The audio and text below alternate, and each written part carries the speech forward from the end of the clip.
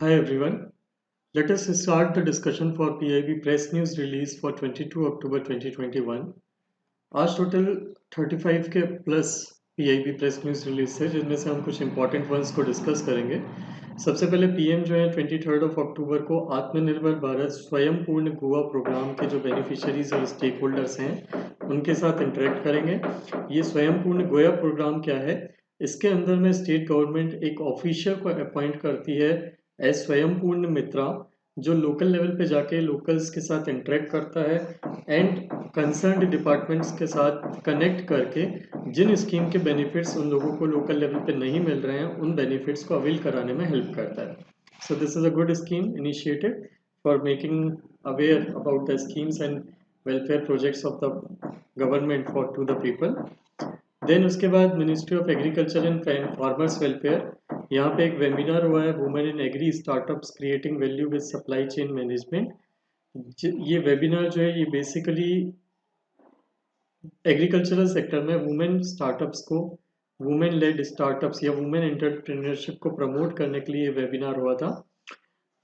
This is important because agricultural sector में हमारे India में जितनी भी इकोनॉमिकली एक्टिव वुमेन हैं उनमें से 80% जो है they belong to agricultural sector. 33% of agricultural labour force जो इंडिया में है दैट इज वुमेन। सो आप समझ सकते हैं कि अगर इस इनिशिएटिव से वुमेन एंटरप्रेन्योर्स और वुमेन स्टार्टअप्स को प्रमोट किया जाएगा so that will help in increasing the women empowerment in India. Economical independence आएगी, इकोनॉमिकल इंडिपेंडेंस से women empowerment will improve particularly in the rural area. Then ministry of commerce and industry, यहाँ पे IIFT Indian institute of foreign trade जो है यहाँ पे convocation हुआ था। वहाँ पे Shri Piyush Goyal the minister of commerce and industry वहाँ पे कॉन्वोकेशन के लिए गए थे। उन्होंने वहाँ पे एक एड्रेस दिया and in his address he called for free trade with in rules based multilateral trading system. Piyush Goyal ji का कहना था, मिनिस्टर का, यूनियन मिनिस्टर का ऐसा कहना था कि हमारे ऊपर करेंटली बहुत सारे नॉन बैरिफ बैरियर्स लगाए जाते हैं पर्टिकुलरली डेवलपिंग कंट्रीज से, जिससे उनके एक्सपोर्ट जो हैं वो हैम्पर होते हैं। सो ये नॉन टेरिफ बैरियर्स क्या होते हैं? नॉन टेरिफ बैरियर्स मतलब जो टेरिफ नहीं होते लेकिन टेक्निकल लेवल पे क्वालिटी का इश्यू बोल के या कोई और मतलब कोई भी एक रीज़न बता के other than the high tariff और हाई टैक्सेस वहाँ पे आपके बैरियर लगा दिए जाते हैं ताकि आपके एक्सपोर्ट्स जो हैं वो कंट्री में, उनकी कंट्री में एंटर ना कर पाएँ। सो द मिनिस्टर सेज कि there should be a rule based multilateral trading system जिसमें इस टाइप के बैरियर्स जो हैं वो अननेसेसरीली ना लगाए जाएं डेवलपिंग कंट्रीज के ऊपर उनके ट्रेड को हैम्पर करने के लिए। Then there is ministry of communications की तरफ से एक रिलीज है। यहाँ पे मिनिस्टर ऑफ स्टेट जो है कम्युनिकेशंस के श्री देवू सिंह चौहान, उन्होंने ब्रिक्स कम्युनिकेशन मिनिस्टर्स की 7th मीटिंग कन्वीन करी और उसको चेयर करा। ब्रिक्स क्या है? ब्रिक्स 2003 में स्टार्ट हुआ था as group of 4 countries BRIC, Brazil, Russia, India and China. 2009 में इसको साउथ अफ्रीका ने ज्वाइन किया था and it becomes BRICS ever since then. और 2009 से उसके बाद फिर इसके बाद ब्रिक्स का एनुअल समिट एक होता है। रोटेशनल बेसिस पे इसको हर साल कोई ना कोई country among the members chair करती है। 2021 में इंडिया इसको चेयर कर रहा है और इंडिया पीरियोडिकली अलग अलग सेक्टर्स में इसकी मीटिंग कन्वीन कर रहा है। सो ब्रिक्स की कम्युनिकेशन मिनिस्टर्स की मीटिंग यहाँ पे इंडिया ने चेयर करी अभी 2021 में। इंडिया 3rd टाइम ब्रिक्स का चेयरमैन बना है एंड इस साल की मीटिंग्स को कन्वीन कर रहा है और कॉन्फ्रेंस में डिस्कशन प्रमोट कर रहा है to promote the cooperation among BRICS countries. Then आते हैं मिनिस्ट्री ऑफ कल्चर के रिलीज पे। मिनिस्ट्री ऑफ कल्चर के अंदर में यूनियन मिनिस्टर जो हैं कल्चर के श्री जी किशन रेड्डी, उन्होंने तेलंगाना में रामप्पा ककातिया रुद्रेश्वर टेम्पल जो है इसमें प्लाक जो है प्लाक का इनॉग्रेशन किया है। एक प्लाक को लिस्ट किया है, अनवील किया है, जिसपे इट मेंशंस कि this site is UNESCO world heritage listed site. 2 months पहले जुलाई 2021 में this temple, which temple? That is Ramappa Kakatiya Rudreshwara temple जो है तेलंगाना का, इसको यूनेस्को वर्ल्ड हेरिटेज साइट में इंक्लूड किया गया था। और उसका जो प्लाक बना है जिसमें इट मेंशंस कि this temple is listed in it, वो उसको अनवील किया है G Kishan Reddy minister, union minister ने। सो इस टेम्पल के बारे में थोड़ा सा देख लेते हैं। This is an important temple for us. First thing, it is a cruciform shape of temple. Cruciform temple मतलब द टेम्पल विच इज, जिसका जो प्लान है वो इस तरह से होता है। सो ये इस टेम्पल का प्लान कुछ इस तरह से है। देन इसमें इंपॉर्टेंट फीचर क्या है, इसमें एक मेन श्राइन है और दो सब्सिडियरी श्राइन्स हैं। You can see here, this is the main shrine and यहाँ पे एक श्राइन है और यहाँ पे दूसरी श्राइन है। ये दो सब्सिडियरी श्राइन्स इसमें है। ये टेम्पल किसको डेडिकेटेड है, तो ये जो मेन टेम्पल है that is dedicated to Shiva.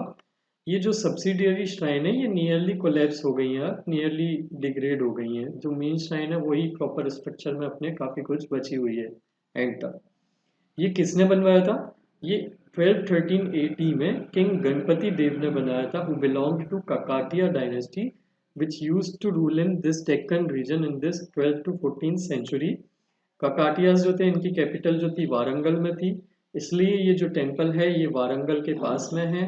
कहाँ पे, मुलुगु नाम का एक डिस्ट्रिक्ट है तेलंगाना में, वहाँ पे ये टेम्पल लोकेटेड है। इस टेम्पल के खास फीचर क्या हैं, ये टेम्पल जो आपको दिख रहा है, ये जो फीचर, इसका जो मेन बॉडी पार्ट है, structure part, that is made up of sandstone. And the unique thing is कि इसका जो शिखर है, ये शिखर या विमान जो बोला जाएगा साउथ इंडिया के टेम्पल्स में, this used to be called as vimana. So this vimana was made up of bricks and ये ब्रिक्स नॉर्मल ब्रिक्स नहीं थे, they were feather light bricks. मतलब आप अगर इनको पानी में रख दोगे तो दे विल स्टार्ट फ्लोटिंग, इतने लाइट वेट ब्रिक्स ये थे। सो ये this is a very important unique feature of this temple. इस टाइम के हिसाब से ये जो आर्किटेक्चरल यूनिकनेस है, this was advanced according to this period, as per this period. So these are the unique features of this temple. You will have to remember this. Then Ministry of Culture की तरफ से next release है, एक anniversary celebration इन्होंने करने की कोशिश की है, कर रहे हैं ये सेलिब्रेशन कई जगह अक्रॉस द कंट्री। किसका, anniversary of formation of Azad Hind government by Netaji Subhash Chandra Bose. तो आज़ाद हिंद गवर्नमेंट का फॉर्मेशन हुआ था, कब हुआ था ये देख लेते हैं, इसकी ब्रीफ हिस्ट्री। जुलाई 1942 में आईएनए का फॉर्मेशन, सॉरी 1942 में इंडियन नेशनल आर्मी का फॉर्मेशन हुआ था।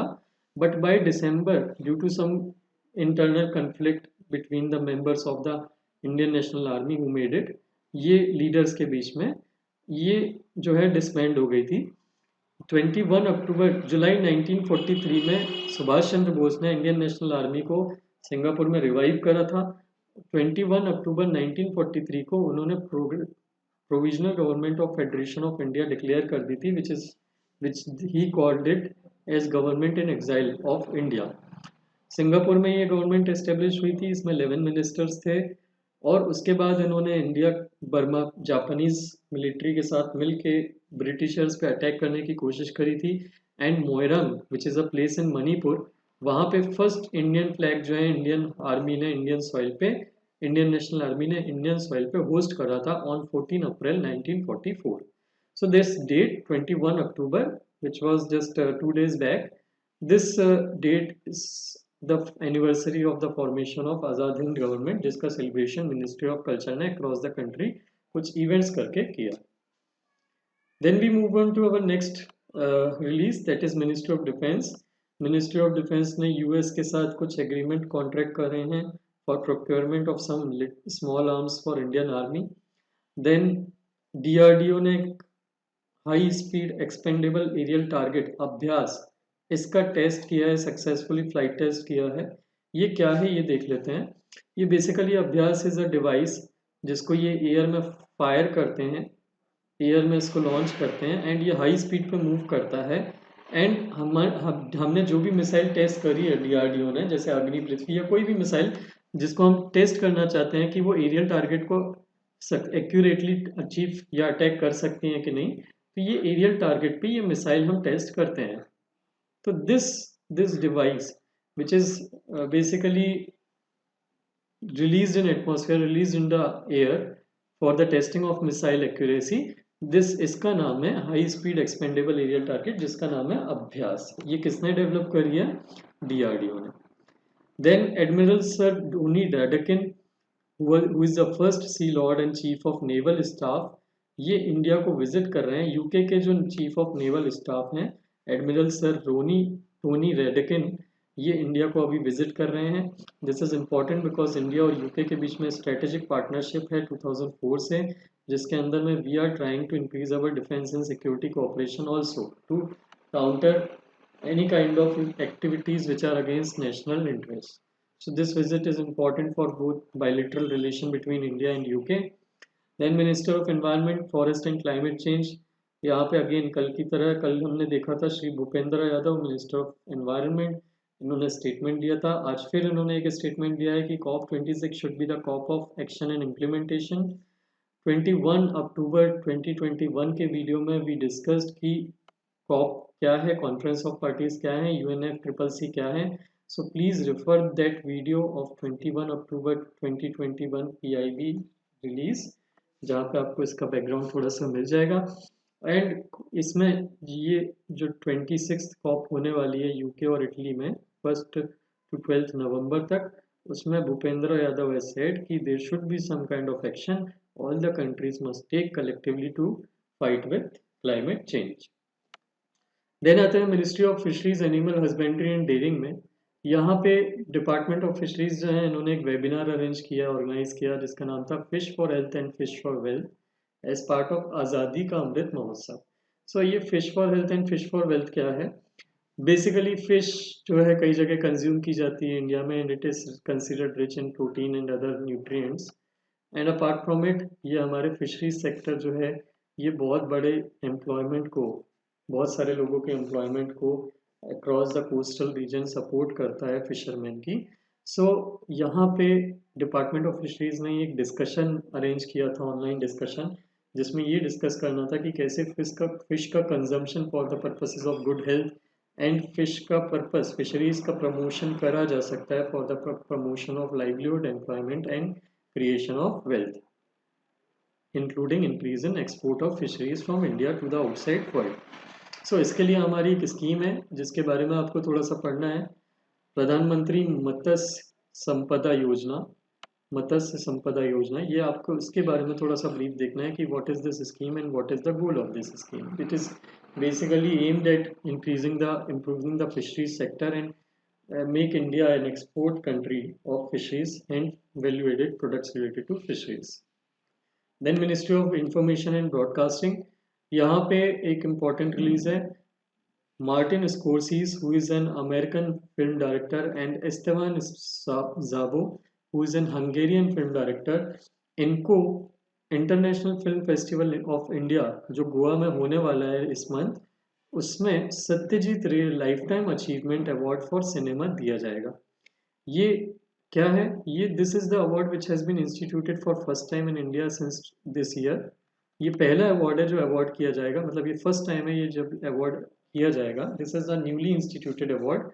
सत्यजीत रे हमारे इंडिया के बहुत बड़े डायरेक्टर थे। He is one of the world class director which India has basically had the luck, yeah, good fortune of having.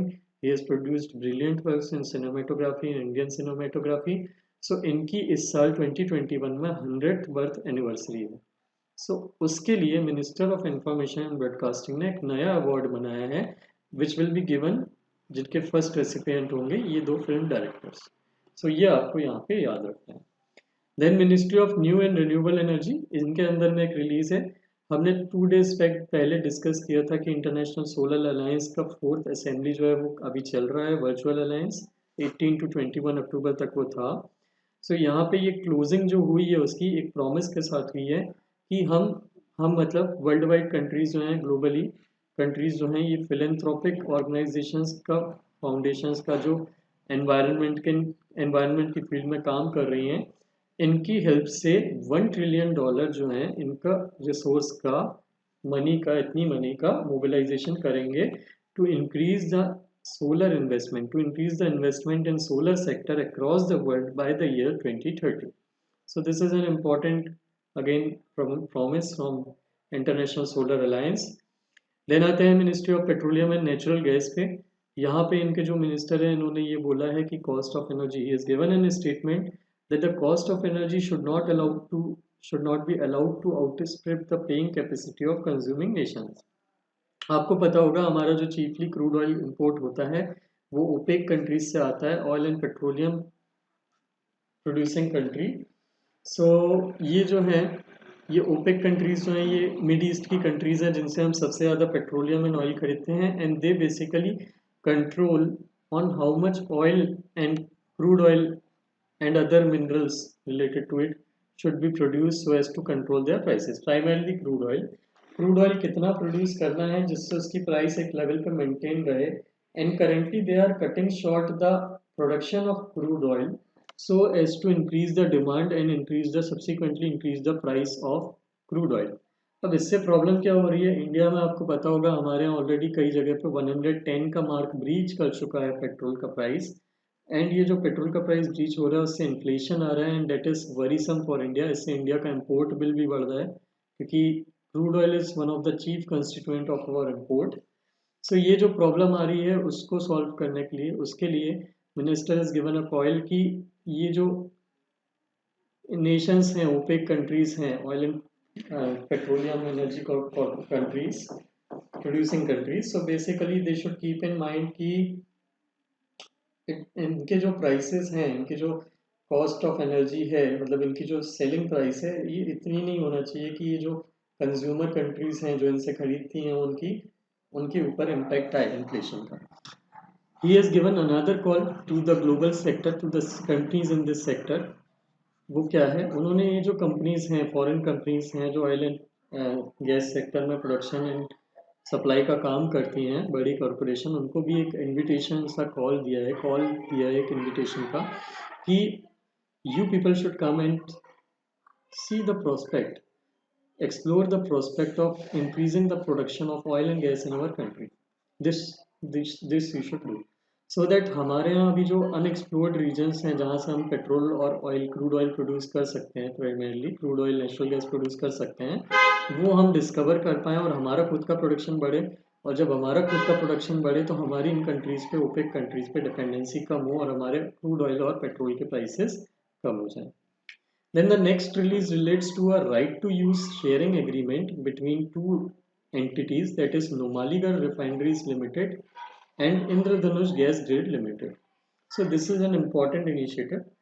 ये समझें, इसके पहले हम ये देख लेते हैं कि हमारे यहाँ नेशनल गैस ग्रिड क्या है। एक इंडिया में एक गैस ग्रिड बनाई गई है सो दैट एक पार्ट से दूसरे पार्ट तक गैस, नेचुरल गैस की सप्लाई की जाए और एनर्जी एफिशिएंसी को इम्प्रूव किया जा सके।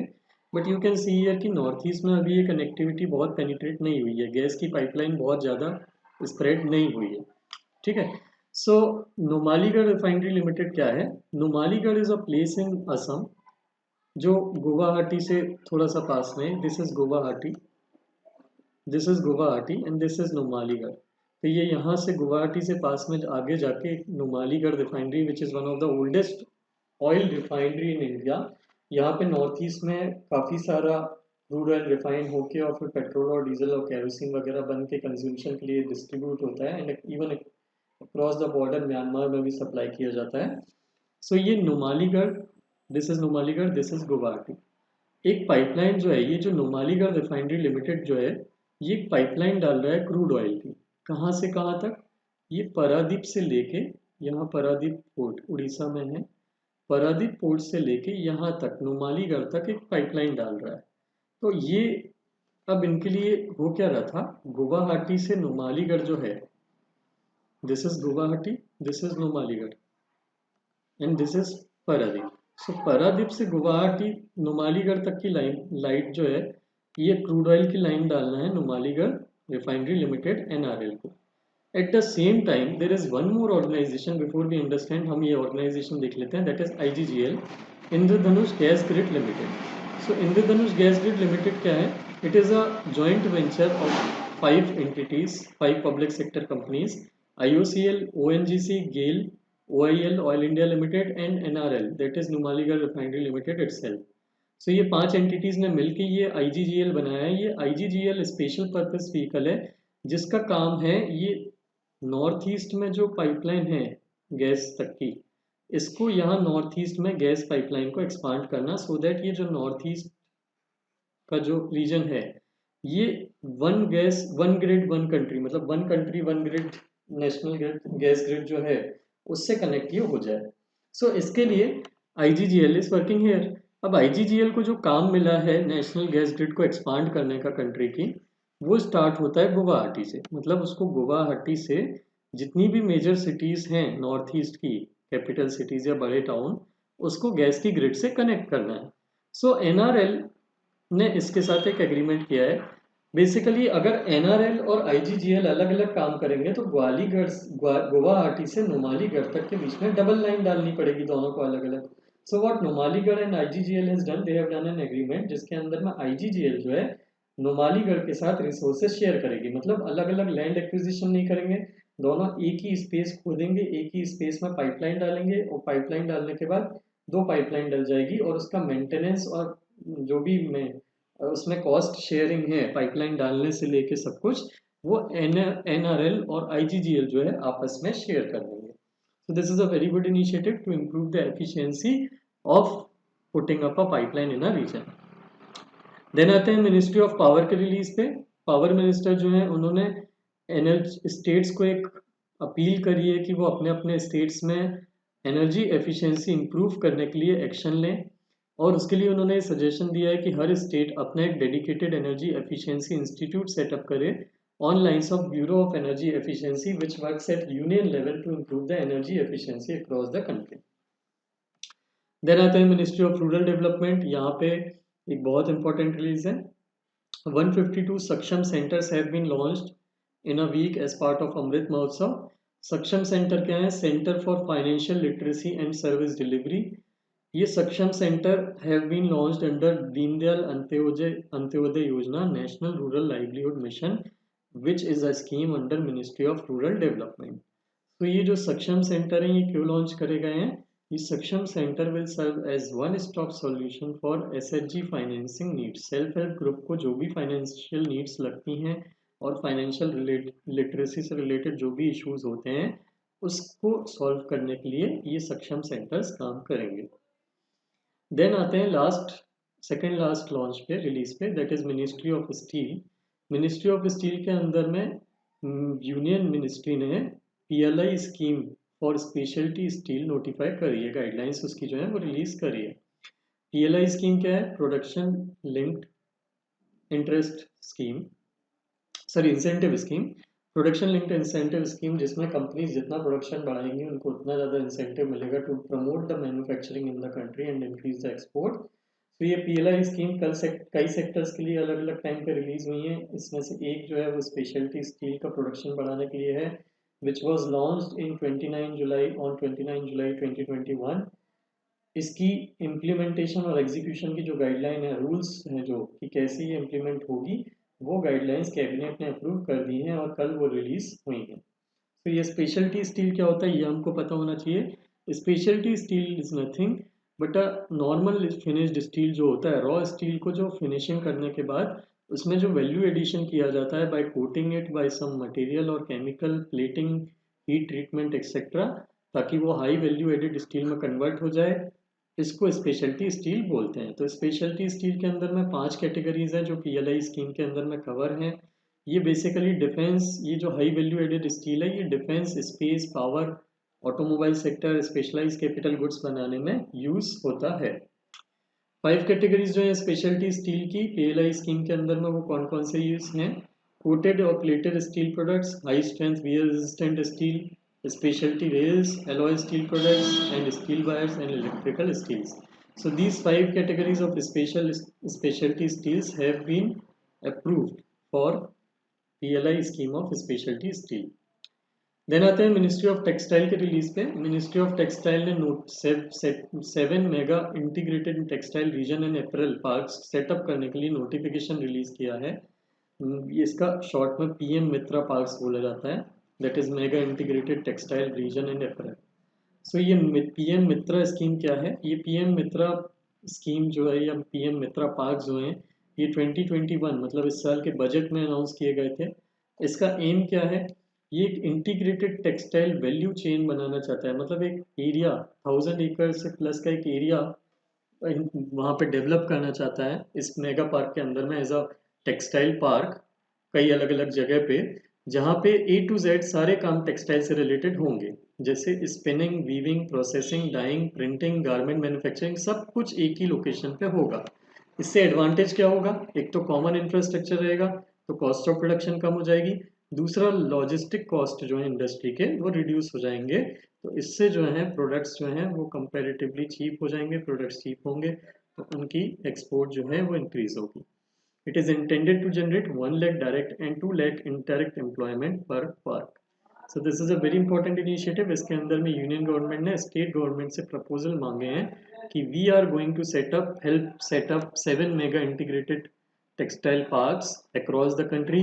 सो हर स्टेट या जो भी स्टेट इंटरेस्टेड है वो अपना प्रपोजल दे सकता है। यूनियन गवर्नमेंट उसमें से शॉर्टलिस्ट करेगा जितने भी प्रपोजल आते हैं उनमें से 7 को, और वहाँ पे वो प्रोजेक्ट सेटअप करने में हेल्प करेगा, पार्क सेटअप करने में हेल्प करेगा। देन आते हैं नीति आयोग। नीति आयोग की तरफ से एक कॉन्फ्रेंस हुई थी, बेसिकली एक डायलॉग हुआ था एक फिलेंथ्रोपिक ऑर्गेनाइजेशन के साथ, जिसके अंदर में प्लास्टिक फ्री सिटीज़ और ओशियंस कैसे बनाया जा सकता है, सिटीज़ और ओशियंस को प्लास्टिक फ्री कैसे किया जा सकता है, इस पर डिस्कशन हुआ। दिस इज़ इम्पॉर्टेंट बिकॉज 2018 में prime minister of India has declared, has committed to the country to make India plastic free, use plastic free by the year 2022। Year 2022 तक हमको कंट्री को सिंगल यूज प्लास्टिक से free करना है totally, ऐसा 2018 में उन्होंने कमिटमेंट किया था। So these were all the press releases from PIB for 21 October 2021, 22 October 2021, I'm sorry. I hope they were helpful for you. Thank you very much for watching.